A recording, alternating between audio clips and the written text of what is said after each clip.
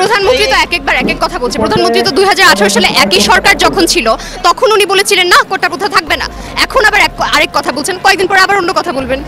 উনি বলেছেন যে আমাদের পড়াশোনা করতে এবং এটা যৌক্তিক আন্দোলন হচ্ছে না।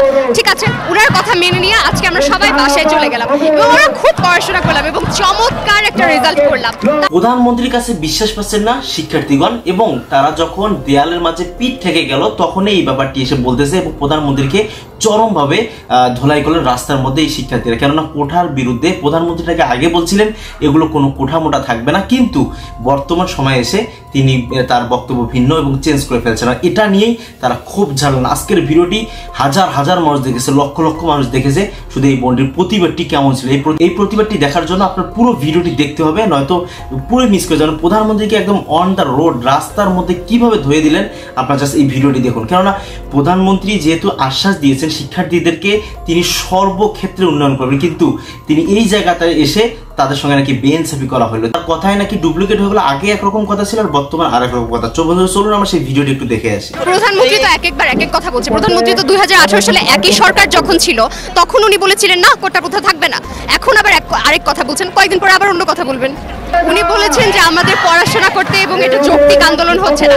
ঠিক আছে, ওনার কথা মেনে নিয়ে আজকে আমরা সবাই বাসায় চলে গেলাম এবং আমরা খুব পড়াশোনা করলাম এবং চমৎকার একটা রেজাল্ট করলাম।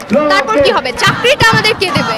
পড়াশোনার মূল কাহিনী তো এটা যে শেষ পর্যন্ত কি আমাদের একটা চাকরি করতে হবে, আমাদের তো অন্য বস্তুর একটা জোগাড় করতে হবে। সেটা আমরা কেমন করে পাবো যদি কোটা প্রথার কারণে বেশিরভাগ মেধাবীরাই নিয়োগ না পায়?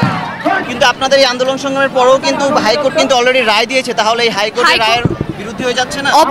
হাইকোর্ট যেই রায়টা দিয়েছে সেটা যদি সংবিধানের সাথে সাংঘর্ষিক হয়, আমি আপনাকে বলছি সংবিধানের অনুচ্ছেদ 19, 29, 28, 23 এই সকল অনুচ্ছেদে লেখা আছে যে সমতার কথা, এবং শুধুমাত্র এটা ব্যতিক্রম হবে যখন তারা অনগ্রসর জনগোষ্ঠী, যেমন প্রতিবন্ধী বা এথনিক মাইনরিটি। মুক্তিযোদ্ধারা কি সেটা? অবশ্যই না, তারা ভাতা পাচ্ছে, তারা বিভিন্ন সুযোগ সুবিধা পাচ্ছে। তাহলে হাইকোর্টের রায়টাই হয়ে যাচ্ছে সংবিধানের সাথে সাংঘর্ষিক, এই রায় বাতিল করবে। আন্দোলন দেখে হাইকোর্ট তার রায় পরিবর্তন করে না, কি বলবেন? আন্দোলন, আচ্ছা হাইকোর্ট কাদের জন্য? আমার প্রশ্ন, হাইকোর্ট নিশ্চয়ই আমাদের জন্য, সাধারণ জনগোষ্ঠীর জন্য। হাইকোর্ট 10 বছর পর এই প্রধান বিচারপতিও থাকবে না, আমাদের এইখানের একজন মেধার ভিত্তিতে যখন নিয়োগ দেওয়া হবে এইখানের একজন হবে সেই প্রধান বিচারপতির জায়গায়। হাইকোর্ট যেখানে আমাদের অধিকার সংরক্ষণের কথা, সেখানে আমি সংবিধানের সাথে সাংঘর্ষিক রায় দিলে অবশ্যই সেটা বাতিল করতে হবে। সর্বোপরি যদি আপনাদের এই আন্দোলন সংগ্রামের পরেও তা ব্যর্থ হন, তাহলে আসলে বাংলাদেশের পরবর্তী প্রজন্ম আসলে কি হতে পারে? মেধাহীন প্রথমত, আর ইনশাল্লাহ আমরা ব্যর্থ হব না, এটার কোনো সম্ভাবনা আমরা দেখছি না। প্রধানমন্ত্রী বলছে আপনাদের এই প্রধানমন্ত্রী তো একবার এক এক কথা বলছে। প্রধানমন্ত্রী তো 2018 সালে একই সরকার যখন ছিল তখন উনি বলেছিলেন না কোটা প্রথা থাকবে না, এখন আবার আরেক কথা বলছেন, কয়েকদিন পরে আবার অন্য কথা বলবেন। মেধাবীরা 44% নিয়োগ পাচ্ছে, তার মানে 56% যারা, তারা সেই মেধাবীর সমকক্ষ নয়। তার মানে মেধাবীদের যেখানে বঞ্চিত করে কোটাধারীদের দেওয়া হচ্ছে, সেখানে তো চাকরিতে বা বিভিন্ন উন্নয়নমূলক কর্মকাণ্ডে ওরকম আশার মতো ফল পাওয়া যাবে না, এটাই স্বাভাবিক। যেখানে হচ্ছে সরকার আপনাদের এই কোঠা পাথার বিপক্ষে চলে গেছে বলা যায় একরকম, এবং আমরা দেখছি যত বিরোধী দলগুলো আছে, বিএনপি সহ যে বিরোধী দলগুলো, তারা এই কোঠা পাথার তারা আপনাদের পাশে দাঁড়িয়েছে এবং তারা সমর্থন করেছে। কি বলবেন? কি বলবো, ওনারা যৌক্তিক দেখেছে, ওনারা আমাদের পথে এসেছে। আশা করি একসময় সরকারও আমাদেরটা যৌক্তিক দেখবে। প্রথমত উনি যে বলেছেন যে এটার যৌক্তিকতা উনি দেখেন না, কেমন করে উনি এটার যৌক্তিকতা দেখেন না, সেটার যৌক্তিকতা আবার আমি দেখি না। একটা চাকরিতে যদি 56% কোটা ভিত্তিতে নিয়োগ দেওয়া হয়। প্রধানমন্ত্রীর কিছুদিন আগের যে বক্তব্যটি ছিল, এই বক্তব্যটা আসলে কারো কোনোভাবে পছন্দ হয় না। কেননা তিনি যখন এই কোটা নিয়ে কথা বলতে গিয়েছেন তিনি বলছেন যে এটা কখনো অফ করানো হবে না। তাহলে 44% থাকে মেধাবীদের জন্য, এটা কেমন করে যৌক্তিক? সত্যি আমার মাথায় গোলায় না। আর আমরা চাচ্ছি যে কোটার সংস্কার করা হোক। কোটা সংস্কার আর পুরোপুরি কোটা নির্মূল দুটা এক নয়। সংবিধানে লেখা আছে যেটা, যে যারা অনগ্রসর জনগোষ্ঠী তাদের জন্য আমরা চাই যে কোটা থাকুক, যেমন প্রতিবন্ধী বা এথনিক মাইনরিটি যারা, তাদের জন্য কোটা থাকুক। কিন্তু মুক্তিযোদ্ধারা তো অবশ্যই অনগ্রসর জনগোষ্ঠীর মাঝে পড়ে না। আমরা চাই সেই কোটাটা না থাকুক, নারী কোটা না থাকুক, জেলা ভিত্তিক কোটা না থাকুক। জি, এই কথা যে বলা হচ্ছে, আজকে বেশিরভাগ ছাত্র কিন্তু ময়দানে।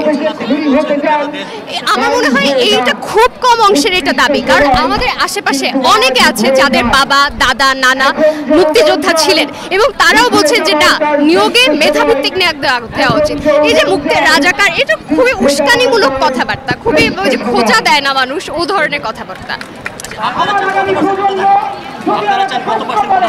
আমরা চাই যে একটা সার্ভে করা হবে যে এথনিক মাইনরিটি অথবা যারা প্রতিবন্ধী তাদের জন্য, তাদের সহায়তায়, তাদেরকে অগ্রসর জনগোষ্ঠীতে আনার জন্য যতটুকু প্রয়োজন হয়, যৌক্তিক যতটুকু ততটুকু। কোমলমতি ছাত্ররা আমাদের এই যে নতুন প্রজন্ম যাদের নিয়ে আমরা গর্ব করি, তারা যেন এইখানে কষ্ট না করে তারা যেন কোর্টে যে নির্দেশনা দিয়েছে তাদের যদি কিছু বলার থাকে তারা যেন কোর্টে তাদের উপস্থাপন করে তাদের নির্দেশ এইগুলো। আর এইখানে অযথা আর এই ভিড় না করে এইখানে এগুলি করতে গেলেই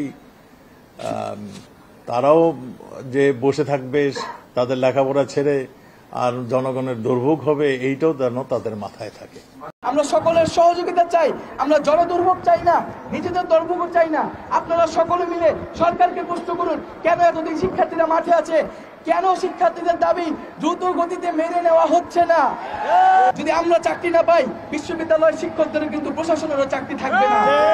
আগামীকাল বিকাল 4টায় সারা দেশের সকল ক্যাম্পাসে বিক্ষোভ মিছিল ও সমাবেশ অনুষ্ঠিত হবে। প্রিয় বন্ধুগণ, প্রথমে সারা দেশে আজকে আমাদের যে পূর্ব ঘোষিত কর্মসূচি, সেই কর্মসূচিতে যেখানে যেখানে হামলা ও বাধা দেওয়া হয়েছে, আমি তার নিন্দা ও প্রতিবাদ জানিয়ে আমার বক্তব্য শুরু করছি।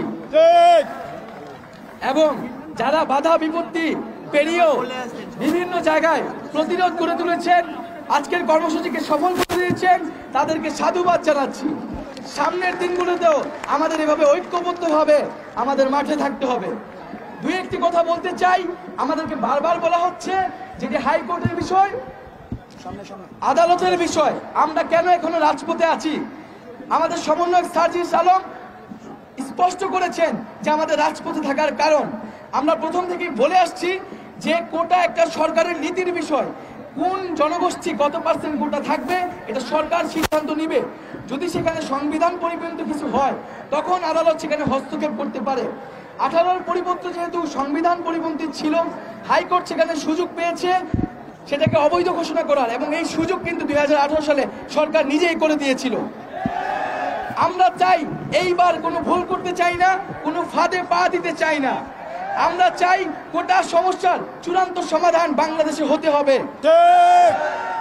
আমরা 18 সালে আন্দোলন করেছি, 24 সালেও আন্দোলন করছি। আমরা স্পষ্টভাবেই বলছি, এটাই যেন লেগে গিয়েছেন প্রত্যেকটা আন্দোলনকারী ব্যক্তির বুকের মধ্যে, কেননা মেধাবীদের কোনোভাবে যাচাই করা হচ্ছে না। তাদের বক্তব্য এটাই ছিল। সন্দীপ আসলে কোটা সম্পর্কে যারা মুক্তিযুদ্ধ রয়েছেন, সন্তান রয়েছেন, তারাও কমেন্ট করুন, এবং যারা পাবলিক রয়েছেন তারাও কমেন্ট করুন আসলে এই ব্যাপারটি নিয়ে আপনাদের কি মন্তব্য, প্রধানমন্ত্রী কি করলে ভালো হবে। আমরা আশা করব যুক্তিসম্মত কমেন্টগুলো আপনি আমাদের কমেন্ট বক্সে জানিয়ে দেবেন, এবং চ্যানেল নতুন হলে অবশ্যই চ্যানেলটিকে সাবস্ক্রাইব করুন, বন্ধু হয়ে পাশে থাকবেন। আল্লাহ হাফেজ।